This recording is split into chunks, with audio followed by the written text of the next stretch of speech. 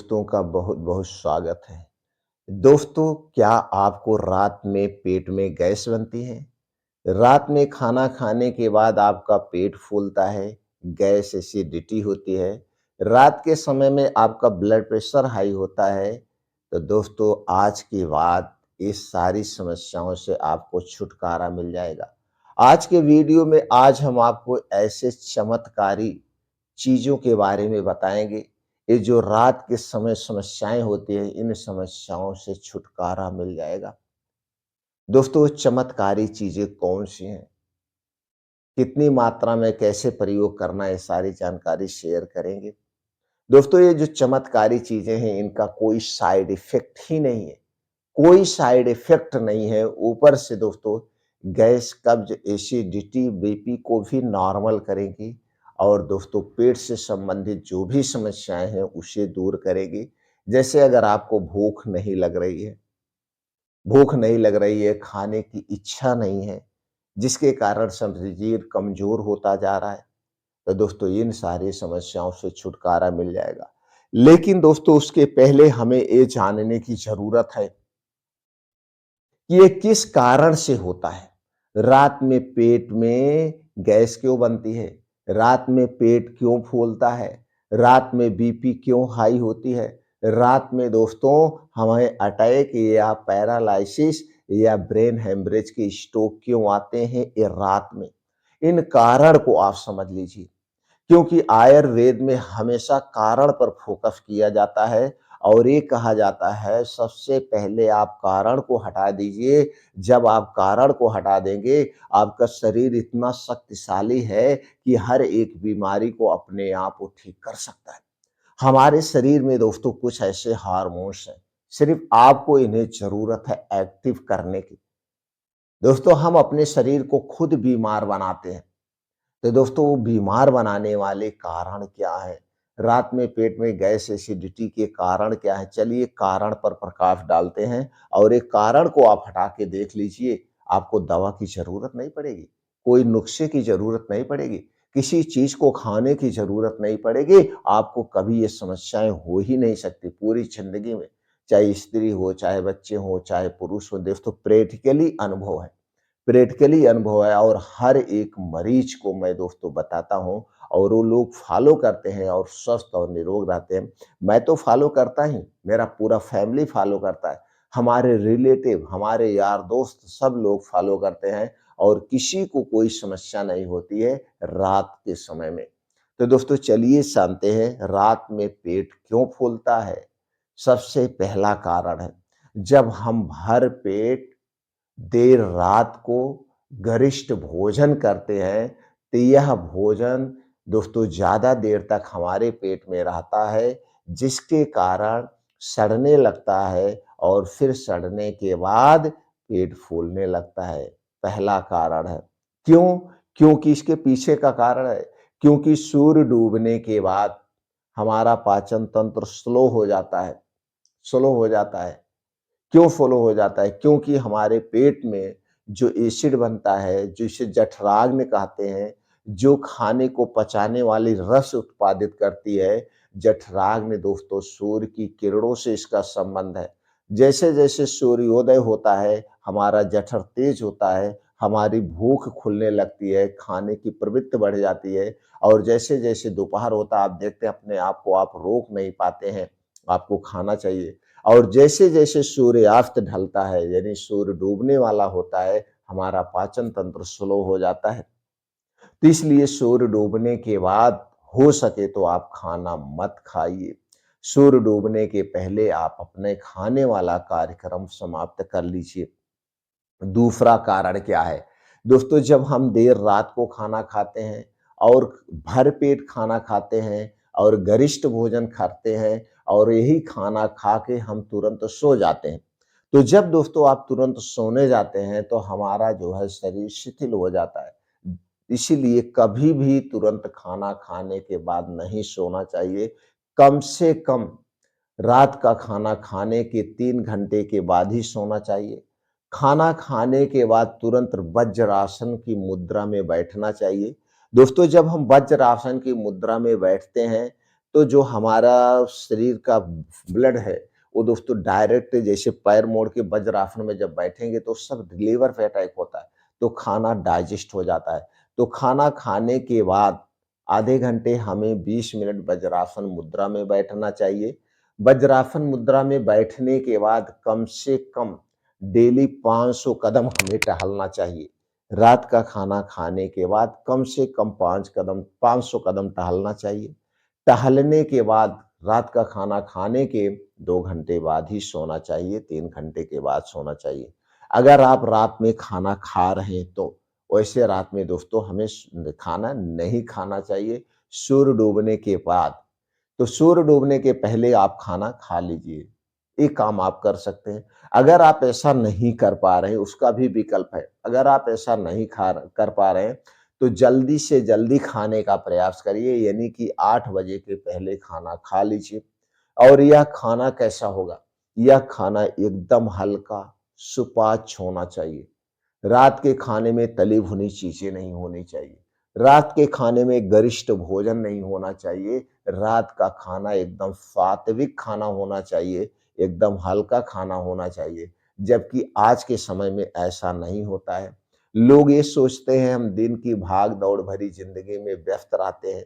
सुबह जल्दी से खा नहीं पाते हैं, ऑफ़िस जाना रहता है, सब्ज़ी पराठा लेके जाते हैं, तो सबके घर में रात के ही समय में अक्सर हमने देखा है कि दाल, चावल, रोटी, सब्जी, पूड़ी, पनीर जो कुछ भी बनता है, छोले-भटूरे सब रात के समय में बनता है।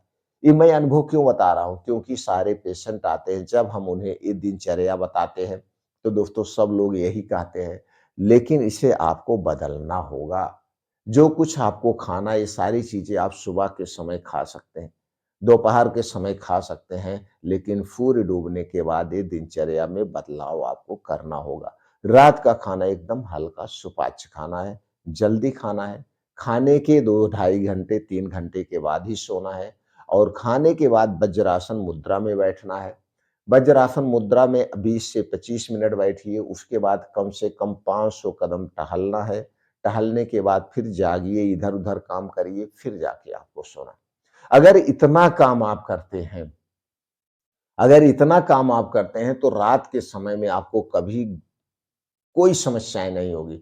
रात के समय में ना तो आपका पेट फूलेगा, ना तो फिर आपको गैस एसिडिटी बनेगी और जब आपका पेट फूलता है, आपके पेट में गैस एसिडिटी बनती है तो इसका दबाव हार्ट पे पड़ता है। आपका हार्ट ज़्यादा तेज़ पंप करने लगता है जिससे आपकी बीपी बढ़ती है और जब बीपी बढ़ती है और आप गहरी निद्रा में सोए रहते हैं, जब एकाएक उठते हैं तो ब्लड सर्कुलेशन पूरे शरीर में एकाएक जब होता है, तो नसों में जो ब्लॉकेज है जिसके कारण दोस्तों अटैक आते हैं, ब्रेन हेमरेज जैसी समस्याएँ आती हैं। तो रात वाली बीमारी से आप हमेशा के लिए दूर हो जाएँगे। रात वाली कोई समस्याएँ नहीं होगी अगर रात का खाना आप सूर्य डूबने के 1 घंटा पहले खाएँगे। ये करके आप देख लीजिए, कोई दवा की ज़रूरत नहीं पड़ेगी, कुछ भी आपको नहीं चाहिए और रात के समय जितनी भी समस्याएँ होती हैं, ये समस्याएँ आपको नहीं होगी। और एक प्रयास ये भी करना चाहिए, हमें रात में ना उठना पड़े, एक ही बार सोएँ और गहरी नींद में सो जाएँ। तो इसके लिए जैसे-जैसे सूर्यास्त होने को होता है, रात को आप पानी कम पीजिए। जब आप रात के समय में ज़्यादा पानी पिएँगे, तो आपको बाथरूम के लिए उठना पड़ सकता है। इसलिए शाम के समय पानी का प्रयोग कम करना चाहिए। दिन में आप चाहे जितना पानी पीना हो, पीजिए, जिससे रात में उठना ना पड़े। अगर रात में उठना पड़ रहा है, तो एकाएक हमें बिस्तरा से नहीं उठना चाहिए। पहले अपने हाथों को हिलाइए, पैरों को हिलाइए, फिर बिस्तरे पे बैठ जाइए। बैठने के बाद अपने हाथ को रगड़िए, रगड़ने के बाद फिर पैर लटकाइए, पैर को हिलाइए थोड़ा-सा, उसके बाद खड़े होके बाथरूम में जाइए। लेकिन लोग ऐसा नहीं करते हैं, एकाएक उठते हैं कि हमारी नींद ना टूट जाए और खड़े होते हैं तो दोस्तों ब्लड सर्कुलेशन एकाएक झटके से जब होता है, तो भी एक कारण बनता है। तो कुछ ये छोटी-छोटी हमें आपको सावधानियाँ बरतनी होगी। अब चलिए दोस्तों अगर आपको गैस एसिडिटी बन रही है, आपका रात में पेट फूल रहा है, तो छोटा-सा नुस्खा आप आज़मा के देख लीजिए। इस छोटे से नुस्खे से कई सारे फ़ायदे आपको मिलेंगे और इस नुस्खे में जो चीज़ें प्रयोग होगी उसके कई सारे फ़ायदे भी हैं। तो दोस्तों छोटे-मोटे 2 नुस्खे आपको बताते हैं। पहला नुस्खा आपको दोस्तों लेना है कि अदरक, दोस्तों अदरक में जिंजरोल होता है। एंटी डायबिटिक गुण होते हैं, एंटी इन्फ्लेमेटरी गुण होता है, एंटी माइक्रोबियल गुण होता है, जो आपके शरीर की सूजन को कम करता है, ब्लड सर्कुलेशन को नियंत्रित करता है और हमारे पाचन तंत्र को उत्तेजित यानी तेज करता है, भूख बढ़ाता है, भूख नहीं लग रही उसे भी दूर करता है। तो इसका प्रयोग कैसे करना है चलिए वो जान लेते हैं। दोस्तों आपको चाहिए 1 गिलास पानी। आपको चाहिए 1 गिलास पानी और इसे दोस्तों या 1 कप पानी इसे आप चढ़ा दीजिए गैस पे। इसी में अदरक का 1 इंच का 1 टुकड़ा डाल दीजिए। इसी में हरी इलायची आती है दोस्तों, हरी इलायची बड़ी ही गुणकारी है। इसमें कई ऐसे गुण पाए जाते हैं जो कि हमारे पाचन तंत्र के लिए बड़े ही फ़ायदेमंद हैं। तो दोस्तों 2 हरी इलायची लेना है, अदरक और हरी इलायची को खून के उसी पानी में डाल दीजिए और उस पानी को खूब अच्छे से उबाल दीजिए। पानी उबलते-उबलते जब पानी आधा हो जाए तो अदरक और हरी इलायची के सारे रस उसमें आ जाएँगे। अब इस पानी को आप छान लेना है। पानी को छानने के बाद जब पानी नॉर्मल हो जाए, गर्म पानी पे नहीं, जब पानी में नॉर्मल हो जाए, रूम टेम्परेचर का हो जाए, तब दोस्तों इसी में 1 चम्मच शहद मिलाना है। शहद एकदम शुद्ध होनी चाहिए। इसे आप पिएँगे तो दोस्तों जो रात के समय में ये सारी समस्याएँ पेट में गैस, कब्ज़, एसिडिटी हो रही, इसे दूर करेगा, भूख को बढ़ाएगा। उसके साथ-साथ ये दोस्तों शहद आप जानते ही हैं, ये शहद दोस्तों एक प्रकार की जो है वो है क्या कहते हैं सुपर फूड है। ये आपके शरीर की को ताकत भी प्रदान प्रदान करेगी, इम्यूनिटी को स्ट्रॉन्ग करेगी और कई सारे इसके फ़ायदे हैं और भूख को बढ़ाएगी। तो दोस्तों इसे आप एक बार ले सकते हैं, इसे एक बार ले सकते हैं। ये तो आप घर पे बना सकते हैं। अगर आप घर पे नहीं बनाना चाहते हैं, दवा के बारे में जानना चाहते हैं, तो दोस्तों किसी भी अच्छी कंपनी का अब अभिपत्तिकर चूर्ण ले लीजिए। अभिपत्तिकर चूर्ण बना बनाया आता है, ये बहुत ही बेस्ट है। दोस्तों गैस, कब्ज़, एसिडिटी जितने भी ये समस्याएँ हैं, हर समस्या का समाधान इस चूर्ण में है और इसका कोई साइड इफ़ेक्ट नहीं, कोई साइड इफ़ेक्ट नहीं। तो इस चूर्ण का प्रयोग कैसे करना है?